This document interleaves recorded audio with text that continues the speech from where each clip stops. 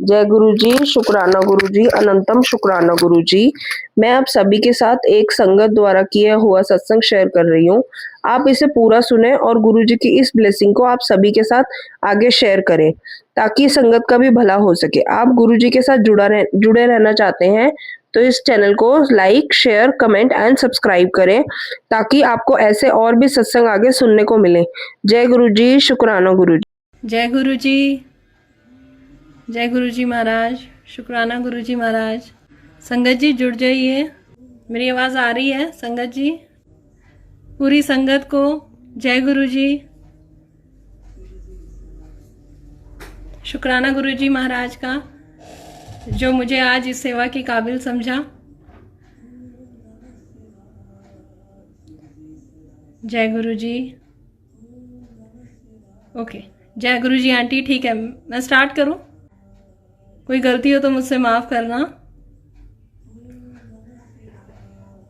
संगत जी, जैसे कि लाइफ चल रही थी और पहले अपने बारे में थोड़ा सा बताऊंगी कि ऐसा लगता था ज़िंदगी में जैसे कि 15 दिन तो अच्छे गुजरते थे। 15 दिन बहुत अच्छा लगता था, 15 दिन बहुत लो फील होता था। हाँ, नवरात्रे आते थे तो बहुत अच्छा लगता था, कोई गणेश जी पूजा होती थी तो वो अच्छा लगता था, नहीं तो फिर बहुत मन खराब रहता था, बहुत एनर्जी ऐसे लगती थी लो रहती है। तो मैं सोचती थी क्या कहाँ जुड़ूं, क्या करूं जो हमेशा ऐसा ही रहे, ये एनर्जी ऐसी ही रहे जैसे हमेशा रहती है। जैसे जब कोई पूजा पाठ होती है घर में तो अच्छा लगता है, ये एनर्जी ऐसी ही बनी रहे। तो ऐसा हुआ कि काफ़ी दिन से मन में ऐसे ख्याल आ रहे थे कि सब ये कहते हैं कि भाई किसी एक से जुड़ना चाहिए। और मेरे बेटे की फ्रेंड की मम्मी आई थी तो वो बोल रही थी, उन्होंने भी ऐसे ही बोला कि देखो वो राधा कृष्ण की बहुत भक्त हैं। तो उन्होंने बोला, वो अपने ठाकुर जी के बारे में बता रही थी। तो मैं मन मन में सोच रही थी शायद ये इसलिए बता रही है कि हो सकता है कि मैं भी इन्हीं के चरणों में मतलब वो हो जाऊं और शायद से ऐसा कुछ हो जाए। तो उन्होंने मेरे को लेकिन बहुत ही उसमें कहा कि देखो किसी एक से जुड़ना चाहिए।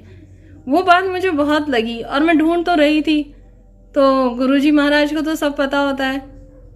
तो एकदम से एक दिन मेरे अंकल की ऑफिस की कुलीग हैं, एक संगत हैं, तो उन्होंने अंकल को मैसेज किया। 25 जुलाई को उन्होंने मैसेज किया। पहला मैसेज था उनका कि दादू आप गुरुजी के बारे में जानते हैं? तो ये बोले नहीं। इन्होंने मुझसे बोला कि आप, वही सेम मैसेज आंटी ने मुझे भी किया। तो मैंने कहा हाँ जी मैं जानती तो हूँ पर बहुत ज़्यादा नहीं जानती। तो बोली अच्छा। फिर थोड़े दिन बाद उन्होंने हमें जूम सत्संग से कनेक्ट कर दिया था। तो अंकल का रूटीन बन गया, कभी वो सुनते थे कभी नहीं सुनते थे, लेकिन धीरे धीरे उन्होंने रेगुलर सुनना शुरू कर दिया था। और मेरा तो फ़ोन में मतलब सीरीज़ चलती रहती थी, जूम कुछ कुछ मतलब अदर एक्टिविटीज़ चलती रहती थी, जैसे कि यूट्यूब देख लिया, कोई मूवी देख ली। बट ये सब मैं देखती ज़रूर थी पर मुझे ना सेटिस्फेक्शन नहीं हो रही थी। एंड ऑफ द डे मुझे ऐसा लगता था कुछ खालीपन है। फिर वो शुरुआत तो अंकल ने कर दी, फिर धीरे धीरे मेरे भी कानों में थोड़ा सत्संग पढ़ने लगा। तो ज़्यादा तो नहीं सुन पाती थी क्योंकि ये सत्संग सुनते थे, मैंने लीड लगानी अपने कान में और अपना कुछ कुछ सुनते रहना। फिर कभी कभी धीरे धीरे मैं भी थोड़ा सा सुन लेती थी। मेरे को बहुत, पर हाँ मुझे इस बात की बहुत खुशी थी कि चलो ये सत्संग सुनते हैं, नहीं तो ये भी सब हम अपना अपना कुछ कुछ फ़ोन लेके बैठे रहते थे। तो ये चीज़ मुझे बहुत अच्छी लगती थी और बीच में मैं भी कभी कभी सुनती ही थी। तो एक दिन मैंने इनसे कहा कि दर्शन के लिए चलते हैं। तो श्राद्ध चल रहे थे तब हम गए नहीं। फिर हमने तपस्या आंटी से बोला कि भाई, जो इनकी कुलीग आंटी हैं, तो कि भाई हमें ना स्वरूप चाहिए। तो उन्होंने कहा कि ठीक है, उन्होंने अरेंज करवाया। तो हमारे घर के नज़दीकी एक रीना आंटी से उन्होंने हमें कनेक्ट किया, बीना आंटी से कनेक्ट किया। तो हम स्वरूप लेने चले गए। 7 सितंबर था और उन्होंने 8 के लिए बोला था कि 8 तारीख को ले जाओ, ट्यूसडे वाले दिन। तो मुझे थोड़ा ये था कि हाँ ये महाशिव है, तो वैसे वो कहते हैं, गुरुजी तो कहते हैं वहम नहीं करना चाहिए, लेकिन बुद्धि तो ऐसी है धीरे धीरे सुधरेगी। तो फिर भी मैंने हिम्मत करके ये तो कह दिया, क्योंकि पहले मुझे ये लग रहा था पहले ही श्राद्ध चल रहे हैं और नवरात्रों में ले आते स्वरूप। लेकिन चलो कोई बात नहीं। अंकल सत्संग सुनते थे रेगुलर, तो इनको ये उस चीज़ से ना बहुत कनेक्ट हो गए थे और ये रूल्स भी फॉलो करने लग गए थे कि गुरुजी कहते हैं कि वहम में नहीं पढ़ना चाहिए। तो मैं चुप करके, मैंने कहा टोका टाकी नहीं करते हैं, मन में चल रहा था बट इन्हें नहीं बोला। फिर मैंने इतना तो ज़रूर बोला कि नहीं आप ना आप हमें मंडे को दे दो आंटी, आज ही दे दो। मंडे था उस दिन। तो कहती चलो ठीक है, उन्होंने थोड़ा सा टाइम दिया, बोली ठीक है आ जाओ आ जाओ। फिर हम 6:30 के करीब गए लेने के लिए और हम जाने लगे। ज़्यादा घर से दूर नहीं था आंटी का घर, लेकिन एक जगह थोड़ा सा रास्ता हम भूले तो एक अंकल आए, उनसे रास्ता पूछा। उन्होंने इतने प्यार से रास्ता बताया, इतने प्यार से रास्ता बताया। और जब हमने समझ लिया फिर गाड़ी बैक करने लगे, फिर आके बेटे इधर से ऐसे जाना है ऐसे जाना है। तो अब सोचती हूँ तो मुझे ऐसा लगता है कि वो जैसे कि गुरुजी के रूप में कोई साक्षात ऐसे प्यार से हेल्प करने के लिए, मतलब कि भाई हाँ इधर उधर भटके ना बच्चे। नहीं तो आज के टाइम में कौन इतना प्यार से, और कोविड टाइम चल रहा था, सब एक दूसरे से दूर रहने की कोशिश करते थे कि किसी से मतलब नज़दीक आके बात ना करें। तो स्वरूप आ गया संगत जी। उसके बाद क्या हुआ कि स्वरूप आया तो जैसे कि मेरा फेवरेट कलर येलो है। अब तो गुरुजी का हर एक स्वरूप से इतना प्यार हो गया, लेकिन उस टाइम बहुत ज़्यादा कनेक्ट नहीं थी। तो लेकिन हाँ, ये मुझे अंदर से विश्वास है और उनकी शक्ति, उनकी महिमा पे मैंने कभी शक नहीं किया, क्योंकि मुझे ये विश्वास शुरू से था कि हाँ मतलब कुछ है तो महान शक्ति जो लोग इनसे इतना जुड़े हुए हैं। तो स्वरूप लाए हम। फिर हम पहले फोल्डेड स्वरूप था, ऐसे गोल करके उन्होंने कैलेंडर की तरह ऐसे गोल करके हमें रैप करके दिया था और हमने आके उसे मंदिर में रखा। तो देखते ही मुझे इतना प्यार हुआ स्वरूप से, तो मैंने कहा फिर अंकल को भी ऐसा लगा कि अभी ही फ्रेम कराना है। नहीं तो हमने सोचा था, और मैं मन मन में सोच रही थी कि ना नवरात्रों में हो जाएगा फ्रेम, तो कोई बात नहीं, आ गए तो कोई बात नहीं, नवरात्रों में करा लेंगे। तो लेकिन एकदम से मैंने कहा नहीं अभी चलते हैं। ये भी फिर हम भागे भागे गए।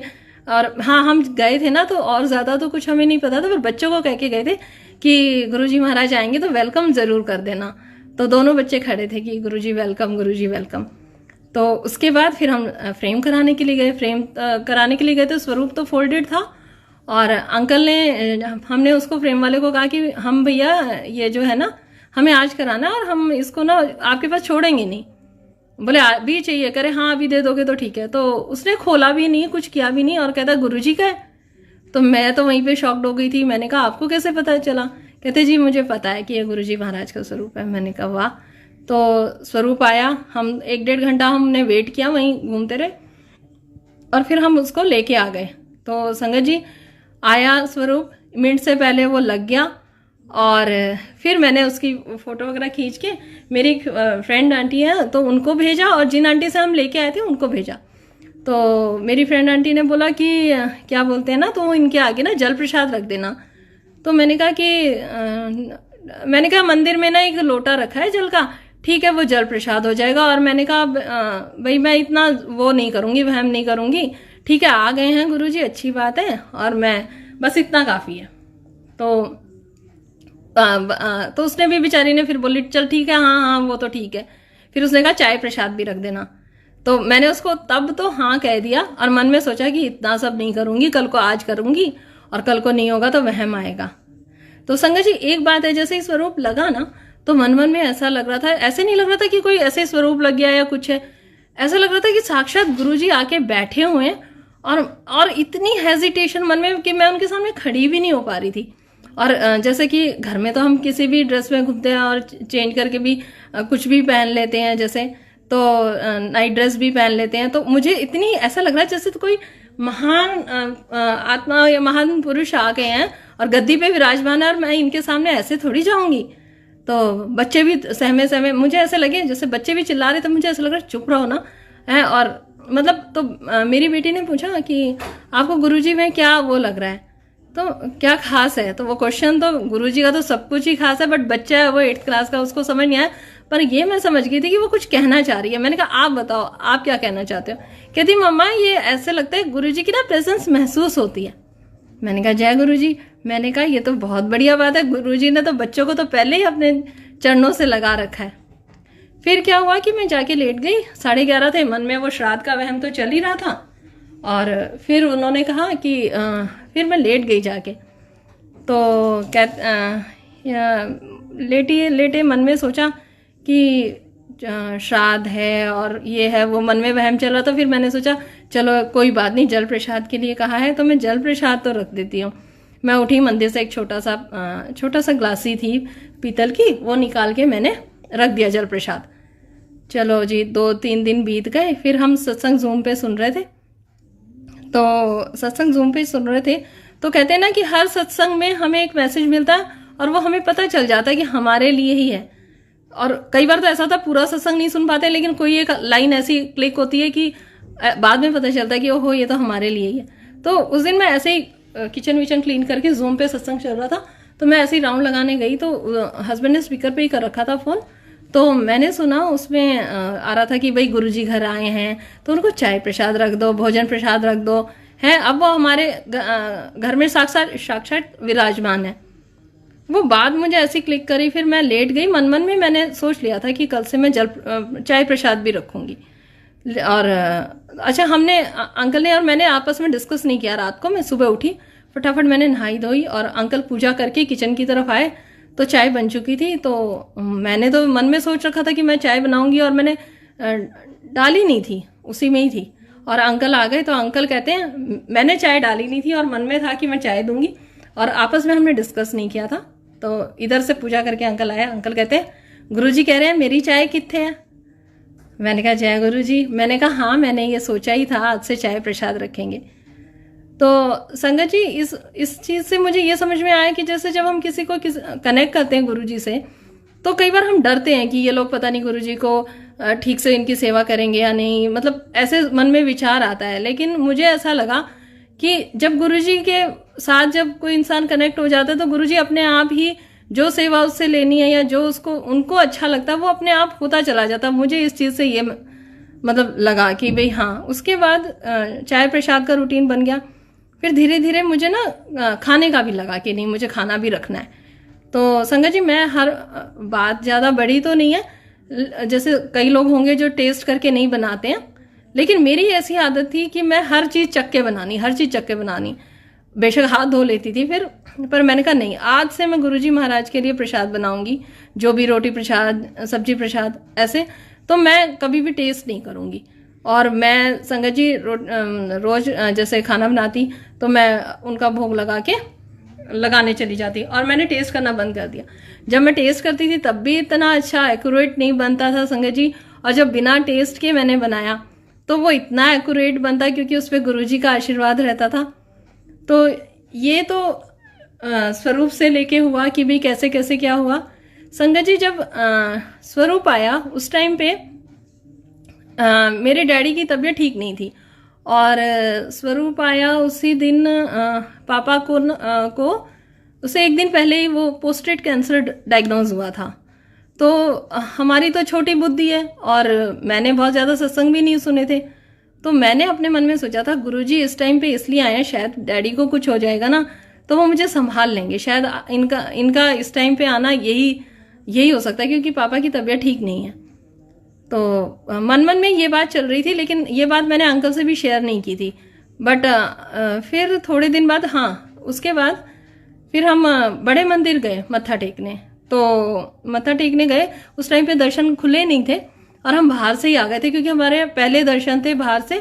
तो मैंने हाँ, वो आंटी ने बोला कि कुछ ले जाना, वो गाड़ी से भी ब्लेसिंग मिल जाती है। तो मैं दाल प्रसाद और रोटी प्रसाद लेके गई थी और मत्था टेक के आई वहाँ पे। और आते वक्त पहले मैं घर आई, घर आके अपने पापा के लिए मैं वो प्रसाद पैक करके और उनके पास लेके गई। जल प्रसाद था, दाल प्रसाद और रोटी प्रसाद। तो संगत जी, जैसे प्रोस्टेट कैंसर तो डायग्नोज हो गया था, लेकिन एक और तकलीफ पापा को बहुत रहती थी। वो कहते थे मेरे पेट में ना बहुत ज़्यादा कटन सी महसूस होती है, कुछ इतनी अनइजीनेस रहती है कि वो मैं डॉक्टर से शेयर नहीं कर पाता कि वो चीज़ क्या है। उससे पापा बहुत परेशान रहते थे। तो वो प्रसाद हमने पापा को खिलाया तो शाम को, और हमने उनको विश्वास दिलाया। अंकल ने अच्छे से कहा कि और कोई दिक्कत नहीं होगी, अब आप ठीक हो जाओगे। तो बोले हाँ जी, और उन्होंने माथे के लगा के प्रसाद खा लिया। शाम को हमने उनसे पूछा कि आपकी तबीयत कैसी है और क्या, तो कहते हैं कि भाई पता नहीं क्या बात है, प्रसाद का समझूं या क्या समझूं, आज मेरा पेट नहीं कट रहा। तो मुझे तो पता था कि ये किसकी महिमा है और ये सब क्या हो रहा है, और पर पापा ने ये चीज़ महसूस करी कि प्रसाद खाने के बाद, और इवन हम शायद 1-2 बजे तक उनको प्रसाद खिला के आए थे, और 4-5 बजे ही उन्होंने ये बोल दिया था कि वो शॉप पे जाते हैं, उनका अपना बिजनेस है, तो वो शॉप पे जा रहे थे। उसी टाइम उन्होंने हमें बताया था कि भाई मुझे आज वो चीज़ महसूस नहीं हुई।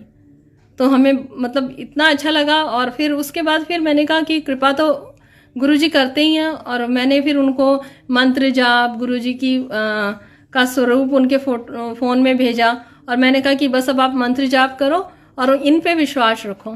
तो वो बोले ठीक है। उसके बाद क्या था कि पेट स्कैन होना था उनका, तो कि भाई वो देखना था कि भी कितना स्प्रेड हुआ है, अंदर बॉडी में तो नहीं चला गया है।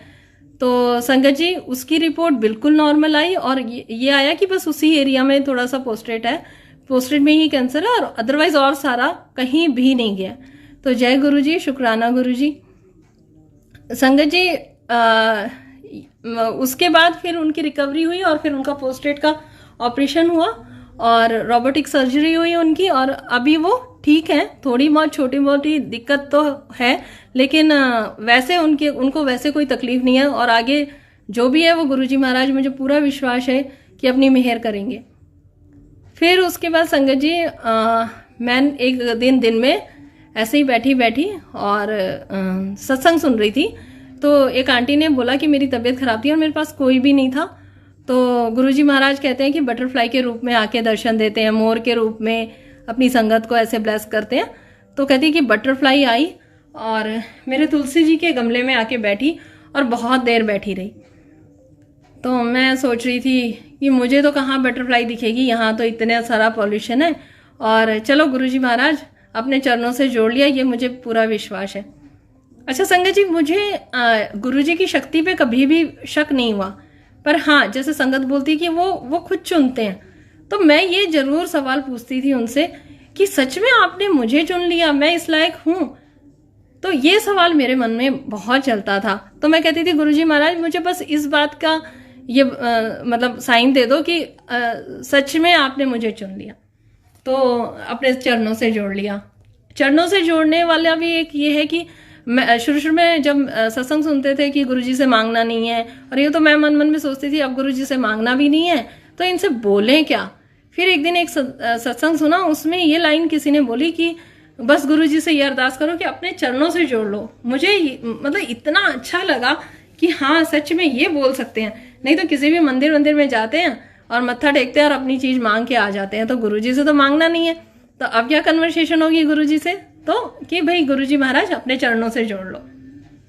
फिर बटरफ्लाई की बात बता रही थी, तो उन्होंने संगत ने कहा कि भाई ऐसे ऐसे, तो मैंने कहा गुरुजी महाराज यहाँ तो बटरफ्लाई दिखेगी नहीं, पर कोई बात नहीं, वहम नहीं करते, और कोई बात नहीं, मुझे नहीं दिखेगी तो भी मेरा विश्वास आपके ऊपर पूरा है। तो संगत जी एक दिन सेकंड टाइम जब हम बड़े मंदिर जा रहे थे, तब भी दर्शन बाहर से ही थे, अंदर खुले नहीं थे। खुले दर्शन, अंदर से दर्शन अलाउ नहीं थे उस टाइम, बाहर से ही हम मत्था टेकने आए थे। तो घर से गाड़ी निकली और थोड़ी दूर गई, और करीब करीब हमारे घर से 45 मिनट्स का रास्ता है गुरुजी का, बड़े मंदिर का 45-50 मिनट्स। संगत जी हर 5 मिनट में, हर 10 मिनट में, हर 15 मिनट में इतनी बटरफ्लाई के दर्शन हुए, इतने दर्शन हुए कि गुरुजी ने तो बस पूरा अच्छे से दर्शन देके दिल को खुश कर दिया, और थोड़ा ये विश्वास हो गया कि हाँ गुरुजी ने हमें अपने चरणों से लगाया है। तो जब वापस आए तब भी फिर संगत जी 28 सितंबर को मेरी भाभी का ऑपरेशन हुआ था, नहीं 29 को ऑपरेशन हुआ था भाभी जी का, और मैंने 28 को ही शिव पुराण शुरू कर दी थी। मैं जब भी फोन खोलती थी तो कोई संगत ऐसे बोलती थी कि शिव पुराण गुरुजी कहते हैं कि पढ़ो, गुरुजी कहते हैं कि पढ़ो। तो मुझे ऐसा लगता था क्योंकि शिव पुराण मेरे यहाँ 8-9 महीने से रखी हुई थी, तो पर यह है कि मुझे इस बात की खुशी है कि 8-9 महीने से मैंने नहीं पढ़ी, कोई बात नहीं, पर अब मेरे गुरुजी महाराज की आज्ञा से मैंने शुरू करी है, तो उस चीज़ की मुझे बहुत खुशी थी। मेरे अंदर से आया कि नहीं ये मैसेज मेरे लिए है, तो मैंने अपनी शिव पुराण 28 सितंबर से स्टार्ट कर दी थी। 29 सितंबर को मेरी भाभी का भी ऑपरेशन हुआ, यूट्रस रिमूव हुआ। तो मम्मी ने बोला कि तूने तो शिव पुराण शुरू कर दी और अब 29 को तेरी भाभी का ऑपरेशन है, तो तू तो नहीं आ पाएगी। मैंने कहा कि मम्मी नहीं, ऐसे कोई वहमों से मैंने स्टार्ट नहीं करी है कि मैं ऐसे पढ़ूंगी ऐसे पढ़ूंगी। गुरुजी कहते हैं कि भाई सेवा भी करो और जब टाइम मिले तब पढ़ लो। तो 28 के बाद तो 29 से तो भाभी के उस हॉस्पिटल के चक्कर में हॉस्पिटल जाना पड़ा। तो 28 को थोड़ी सी पढ़ के, मंडे था शायद उस दिन, तो थोड़ी सी पढ़ के और 29 से फिर मेरा हॉस्पिटल में सुबह के टाइम जाना शुरू हो गया। तो मैं रात को 8-9 बजे आती थी और आने के बाद शिवपुराण पढ़ती थी। 4 दिन बाद भाभी डिस्चार्ज हो गई। अच्छा, भाभी जब ओटी से आई तो उनको बहुत पेन हो रहा था, जैसे पेन किलर का असर खत्म हो रहा था तो उनका दर्द बहुत बढ़ता जा रहा था। तो मैंने क्या किया, फोन में मंत्र जाप लगा दिया और उनको वॉमिटिंग जैसा फील हो रहा था। तो जैसे ही मैंने मंत्र जाप लगाया तो वो लेट गई, क्योंकि मैं भी बहुत घबरा गई थी। मैंने कहा कि ऐसे टाइम में अभी ओटी से निकले हुए आधा 1 घंटा भी नहीं हुआ, अब भी अगर इन्होंने वॉमिटिंग करी तो इनको तो बहुत पेन होएगी। तो मैंने वो लगा दिया, उनको वॉमिटिंग नहीं हुई। रात में जाके कहीं वॉमिटिंग हुई, वो भी हल्की सी, और उन्हें बहुत अच्छा लगता था जब मैं दिन में जाके मंत्र जाप लगाती थी ना, क्योंकि रात में उनकी मम्मी रहती थी। तो जय गुरु जी, उनके मंत्र में इतनी शक्ति है कि उनको ज़्यादा तकलीफ होने नहीं दी और वो अब बिल्कुल ठीक है। उसके बाद जैसे 4-5 दिन बाद तो जब भाभी हॉस्पिटल चली गई थी तो मैं दिन में घर में ही, फिर मैं घर में रहने लगी। तो मैं सोचती थी अब रात में ही शुरू कर दूंगी, जैसे दिन में अपना काम कर लिया करूंगी। तो 10:30 के करीब मैं बैठी हुई थी, खिड़की से बटरफ्लाई आई और वो जहाँ मैं अभी बैठी हूँ, यहाँ विंडो है, तो यहाँ पे ही वो बटरफ्लाई ऐसे घूमने लगी। तो मुझे ऐसा लगा कि गुरुजी कह रहे हैं कि भाई आप दिन में शुरू करो। तो संगत जी, उसके बाद तो ऐसा हो गया कि शिवपुराण, गुरुजी और बटरफ्लाई, मतलब ऐसा चाव सा चढ़ जाता था कि काम खत्म हो गया और अब बैठना है। तो अच्छा, मैं अब ये भी नहीं कह सकती थी कि ओहो दिख तो जाती है, क्योंकि मैंने तो खुद ही कहा था कि कहाँ बटरफ्लाई दिखती है आज के ज़माने में। कितने साल हो गए मुझे, 17 साल हो गए इसी खिड़की में, इसी बालकनी में, मुझे आज तक बटरफ्लाई के दर्शन नहीं हुए। पर गुरुजी महाराज ने मुझे मतलब इतने दर्शन दिए, क्योंकि वो चीज़ के लिए मैंने मना किया था तो उन्होंने मतलब मुझे दर्शन दे दिए। संगत जी, उसके बाद जैसे कि मैं कह रही थी बार बार कि भाई नवरातों में लेके आना था, नवरातों में लेके आना था। तो अच्छा, जब नए स्वरूप 7 सितंबर को आया था तो मैं बार बार कर रही थी कि नवरातों में आना था। तो जब मैं गुरुजी के सामने आती थी ना तो मुझे ऐसा लगता था गुरुजी कह रहे थे देख पागल है, क्या क्या सोच रही है, अभी भी कितना वहम कर रही है। तो फिर मैं नवरातों की बात बताती हूँ। नवरातों में मेरी मदर इन लॉ ने बोला कि ना मुझे भी स्वरूप ला के दो। तो हमने आंटी को बोला कि आंटी स्वरूप और हैं? तो उन्होंने कहा कि हाँ हैं। तो हम चले गए। तो जब मैं जब शिवपुराण पढ़ रही थी तो उस टाइम पे संगत जी चौथे दिन के 5-6 दिन के बाद ही मुझे, जब मैं लेटने के लिए गई तो उन्होंने, गुरुजी ने, जो चिनार के पत्ते वाला जो गुरुजी का चोला है, हल्का स्काई से पर्पल से कलर का, और हाथ ऐसे करके वो बैठे हुए हैं, वो उस चोले में मुझे, और जैसे मैं शिवपुराण जैसे बैठ के मैं पढ़ती हूँ उसी जैसे वैसे बैठी हुई हूँ और मैंने आंख बंद कर रखी है और मेरे बॉडी में शिवरिंग होती है। मुझे स्वप्न में ऐसे दर्शन हुए और ऐसे बैठी हूँ तो जैसे बॉडी में शिवरिंग हो रही है और एक पर्दा सा हटा और फिर मुझे दिखाई दिया कि वहाँ पे ऐसे पर्पल चोले में, और फेस बहुत ज़्यादा क्लियर नहीं था, पर जैसे तीर का जो केस होता है जिसमें तीर डालते हैं वो, पर उसमें मोर के पंख हैं। तो मुझे ना 5-6 दिन बाद ऐसे दर्शन हुए, पर मैंने सोचा कि नहीं ऐसे ही होगा, पर वो दर्शन मुझे रोज़ याद आए। तो जब नवरात्रों में मेरी सास ने बोला कि भाई स्वरूप मुझे चाहिए, तो हम वो स्वरूप लेने के लिए गए। तो आंटी 3 स्वरूप लेके आई थी, एक बहुत छोटा था और 2 और थे। तो हमने वो 2 और ले लिए। जब दूसरा लिया तो मैंने कहा हाँ, इसी में ही तो गुरुजी ने दर्शन दिए मुझे। तो संगत जी, फिर वो स्वरूप तो मैंने रख लिया, वो तो मैंने आज तक भी किसी को नहीं दिया, क्योंकि उससे तो मुझे ऐसा लगता है कि इसमें मुझे गुरुजी ने दर्शन दिए। और दूसरा स्वरूप हमने अपनी सास को दे दिया। जब अंकल जा रहे थे मम्मी के पास लेके उस स्वरूप को, तो अंकल कह रहे कि मेरे भी स्कूटी के आगे बटरफ्लाई। तो कहते हैं कि गुरुजी ने ऐसे मेहर करी। तो जय गुरुजी, शुक्राना गुरुजी। जब हम तीसरी बार बड़े मंदिर गए तो वहाँ पे हाजिरी लगी, मंदिर खुल गए थे, हमने बुकिंग करी और हमें दर्शन हुए वहाँ पे जाके, खुले मंदिर, बड़ा मंदिर खुल गया था। तो संगत जी, वहाँ पे मैं गई तो वहाँ पे तो ऐसी हाजिरी लगी कि उसके बाद मेरे को घर में आने के बाद पहले सत्संग का किसी आंटी ने मुझे बुला लिया, क्योंकि लॉकडाउन था, कोई सत्संग कर नहीं रहा था। लेकिन मैंने एक दो आंटी से कहा था कि अगर कहीं भी हो, अगर ज़्यादा संगत ना हो तो प्लीज़ मुझे बुला लेना ज़रूर। तो वो बोली ठीक है। तो जब एक आंटी के यहाँ पहला सत्संग हुआ तो उन्होंने मुझे बुलाया, और उस दिन तबीयत मेरी ठीक नहीं थी, काफ़ी मेरे पेट में दर्द हो रहा था। तो मैंने अंकल से कहा कि कोई नहीं, आप चले जाना, क्योंकि हमें बड़ा मन था कि हम देखें कि कैसे मतलब सत्संग होता है और क्या होता है। तो मैंने गुरुजी से कहा, गुरुजी महाराज मेरा बहुत मन है आने का, आगे आपकी इच्छा। तो अंकल चले गए, बोले ठीक है मैं जाता हूँ, और अंकल को किसी थोड़ा सा कुछ काम था, और उसके बाद बोले मैं नीचे के नीचे ही चला जाऊँगा। तो इन्होंने थोड़ा अपना काम किया, और अचानक से मुझे ऐसा हुआ कि तैयार हो जाओ और चल दे। सॉरी, मैंने अंकल को बोला फ़ोन करके, आप निकल चुके क्या, वहाँ पे पहुँच गए क्या? बोले नहीं नहीं, अभी तो मैं गाड़ी घुमा रहा हूँ। मैंने कहा मैं आई 5 मिनट में। तो मैं तैयार होके चली गई, और उस दिन संडे था, मैं संडे के फास्ट भी रखती थी। तो एक दिन अंकल पूछ रहे थे कि अगर संडे के फास्ट वाले दिन तेरे को लंगर प्रसाद मिल गया तो मैंने कहा खा लेगी? मैंने कहा हाँ बिल्कुल खा लूँगी। तो मैंने कहा कि वो तो गुरुजी का अमृत प्रसाद है, तो वो क्यों नहीं खाऊंगी, और गुरुजी तो व्रत वगैरह में इतना विश्वास रखते भी नहीं थे, वो मना ही करते थे, और वो तो अमृत है अगर मिल गया तो संगत जी हम दोनों वहाँ गए। सत्संग में जब हम गए तो जाते ही हम बिल्कुल नए थे, वहाँ पे किसी को नहीं जानते थे, और हम गए और उन्होंने हमें बुलाया। हमने मत्था टेका, मत्था टेक के हम बैठ गए। बैठने के बाद उन्होंने जब हम दोनों को बुलाया, और भोग लगाना था गुरुजी को, चाय प्रसाद का या कुछ होगा अंदर उसके, वो हमने नहीं देखा। तो उन्होंने हमें बुलाया और कहा कि अपने माथे के लगाओ और ऐसे करके चलो। वो लगाया, फिर एक भोग और दिया उन्होंने, वो भी हमसे लगवाया। तो मैं उसके बाद हम सत्संग सुनने लग गए। जब मैं आंख बंद करके बैठी तो मेरे मन में ऐसा आया कि गुरुजी इतना प्यार तो कौन दे सकता है, कि हम नए हैं, और ऐसा कहीं भी नहीं होता किसी नई संगत को इतना प्यार मिले, क्योंकि लोग तो वहमों में ही रहते, नए लोग हैं पता नहीं कैसे होंगे, कितनी शुद्धि है कितनी नहीं है, कैसे हैं, मतलब इतना विचार करते हैं। और देखो आपके यहाँ आके, आपके सत्संग में आके तो इतना अच्छा है कि नया पुराना कुछ नहीं है, और इतना प्यार मिला। तो मैं उस दिन बहुत ज़्यादा मुझे अच्छा लगा।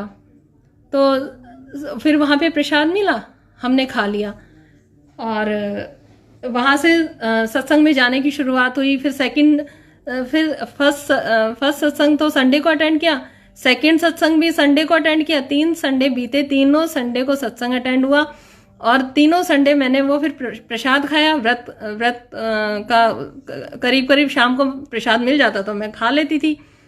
फिर एक दिन गोवर्धन था, उस दिन भी संडे था, तो उस दिन कहीं से संगत ने किसी ने बुलाया भी नहीं था, और मुझे अपने इन-लॉज के यहाँ पे भी जाना था।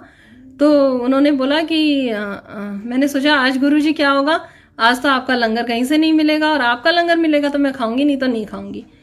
तो इतने में ही एक संगत आंटी का फ़ोन आया कि ऐसे ऐसे ना आंटी आप आ जाइए और सत्संग करेंगे। तो मैंने कहा आज तो नहीं आ सकती, और मेरा फास्ट भी है, और मेरे को इन लॉज के यहाँ पे भी जाना है। तो बच्चे बोलने लगे देखा आप गुरुजी को ऐसे मत बोलो कि क्या होगा, और उन्होंने तो आपको बुला ही लिया, देखो प्रसाद तो आपको मिल ही जाता वहाँ से, पर मैं जा ही नहीं सकती थी। फिर मैंने उन आंटी को कहा, मैंने कहा आंटी आज मेरा फास्ट भी है और मुझे वहाँ भी जाना है।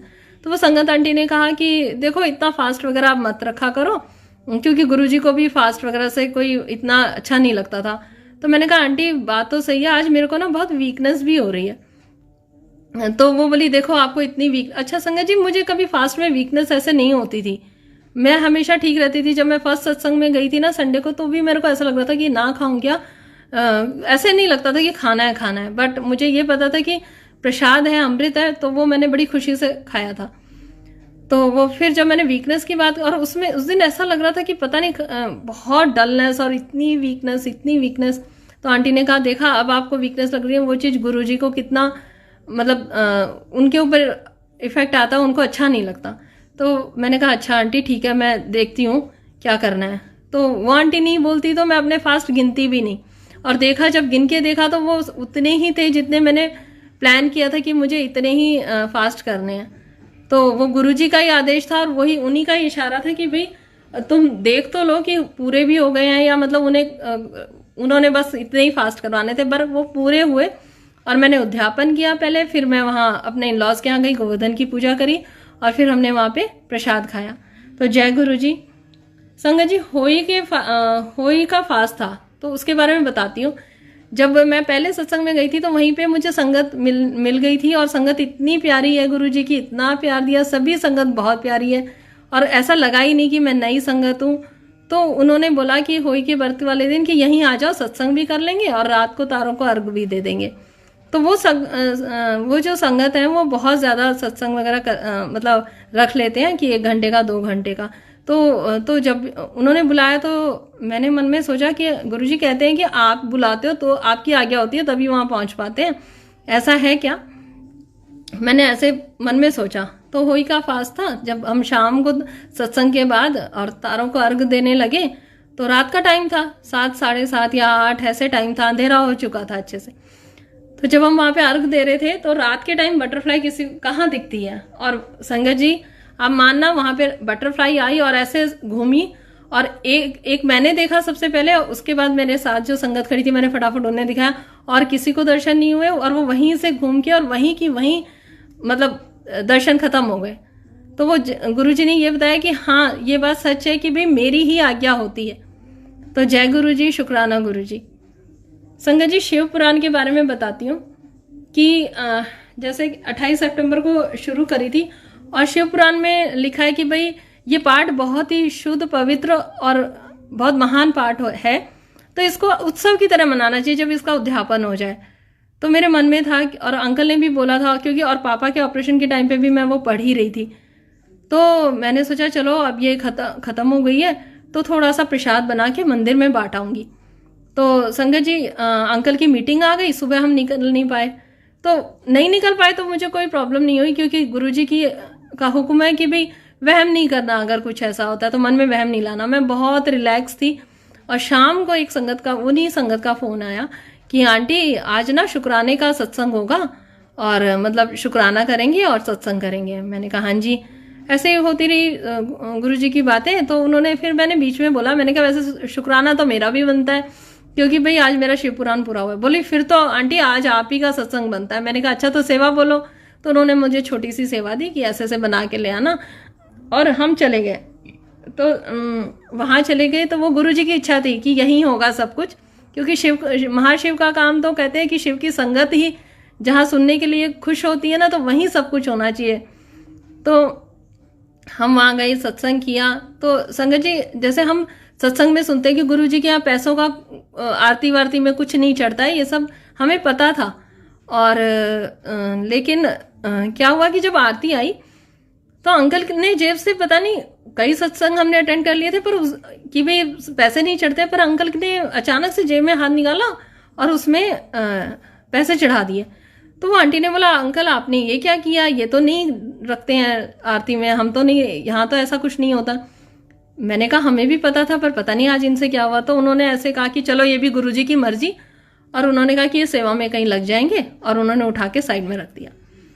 तो संगत जी जब हम वहाँ से आज्ञा लेके निकले तो जब मैं गाड़ी में बैठी तो तब मुझे स्ट्राइक हुआ कि चलो अन्नदान भी हो गया और सत्संग भी हो गया, मंदिर के दर्शन भी, उनके वहाँ पे शिवलिंग, शिव जी सब उन्होंने इतने अच्छे से दरबार बना रखा है, गुरु जी महाराज के इतने अच्छे से स्वरूप लगा रखे हैं।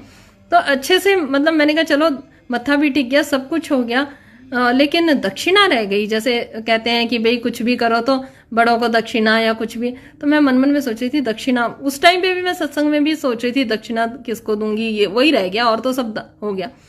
तो बाद में गुरुजी महाराज ने कहा बहुत देर से दक्षिणा दक्षिणा कर रही थी ना, तो वो दक्षिणा थी कि ले तेरी दक्षिणा भी मैंने वो करवा दी वहीं पे ही।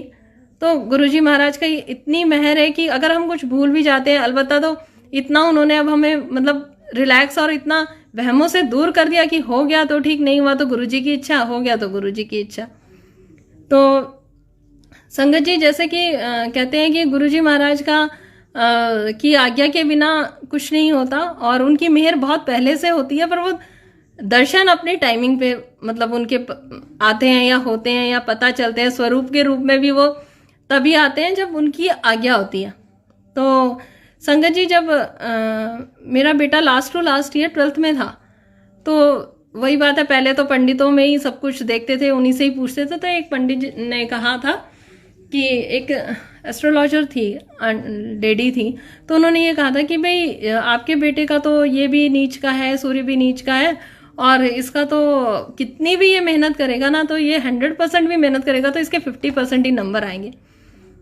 अच्छा, अब बताओ कितनी मेहनत करके बच्चे के 50% नंबर आएंगे। अब उसको भी, बेटे को भी बहुत समझाया कि बहुत मेहनत करनी है। तो मैंने कहा कि चलो, सब माएँ कुछ ना कुछ करती हैं बच्चों के लिए, और तो कुछ पूजा पाठ मुझे आती नहीं थी। मैं मंदिर चली जाती थी, वहाँ जाके, और मंदिर में भी अब तो थोड़ा शिवलिंग पे मैं जल चढ़ा देती थी, नहीं तो पहले बचपन से तो सबने इतना डरा के रखा होता कि शिवलिंग और हनुमान जी की तरफ तो देखना ही नहीं है।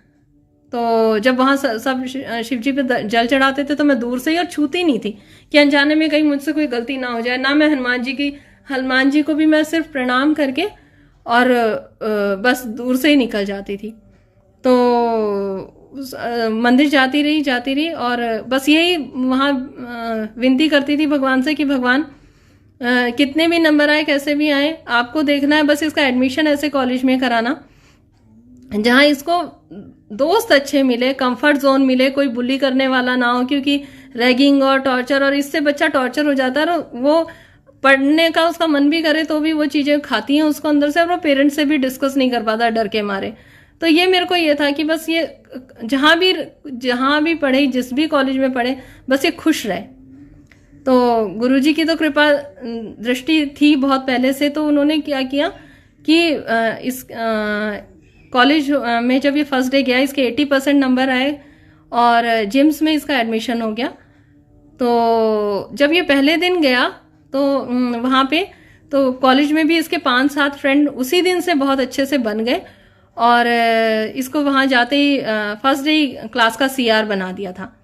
तो ये बड़ा खुश आया। तो मैं कई बार खाली बैठती थी तो मैं कहती थी कि मतलब कितनी मेहर है मालिक की, कि देखो बच्चा परेशान नहीं हुआ, और मेरी यही इच्छा थी, नंबर भी ठीक ही आए और कॉलेज भी ठीक है। तो जब हम स्वरूप लेके आए ना, तो मेरे बेटे ने बोला, मम्मा ये वाले गुरुजी तो मेरे जो जितना मेरा बड़ा ग्रुप है वो सब इन गुरुजी को मानते हैं।